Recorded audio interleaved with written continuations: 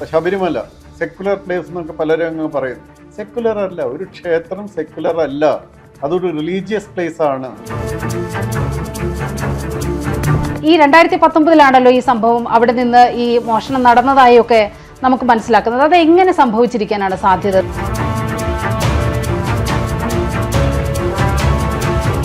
അവിടെ CCTV ഉണ്ട്. ആ CCTV ഓഫ് സീസണിലും ഫംഗ്ഷൻ ചെയ്യുന്ന CCTV ആണ്. അവിടെ ഉണ്ടായിരുന്ന ഗാർഡ് കമാൻഡേഴ്സ് ആരൊക്കെയാണെന്നും നോക്കിയിട്ട് അവരെ ക്വസ്റ്റ്യൻ ചെയ്യുകയാണെങ്കിൽ അവർക്ക് തീർച്ചയായിട്ടും പറയാൻ പറ്റും. അധികാരികളുടെ സമ്മതം കിട്ടിയാൽ മാത്രമേ അത് ആർക്കും തൊടാൻ സാധിക്കുള്ളൂ. അപ്പോൾ തന്ത്രിക്കും ഒഴിഞ്ഞു നിൽക്കാൻ പറ്റില്ല. അല്ലെങ്കിൽ തന്ത്രിയുടെ അനുവാദം ഇല്ലാതെ ചെയ്തു എന്ന് തന്ത്രി പറയണം. ഇപ്പോഴത്തെ മന്ത്രി ഉണ്ടല്ലോ, ഇപ്പൊ എന്തിനാണ് എല്ലാ തവണയും ഈ ശബരിമലയിൽ പോയി കൈയും താഴ്ത്തിട്ട് നിൽക്കുന്നത്? കാരണം വിശ്വാസമില്ല. വിശ്വാസം ഇല്ലെങ്കിൽ ബാക്കിയുള്ളവരെ തടസ്സപ്പെടുത്തി അവിടെ നിൽക്കേണ്ട ആവശ്യം എന്താണ്?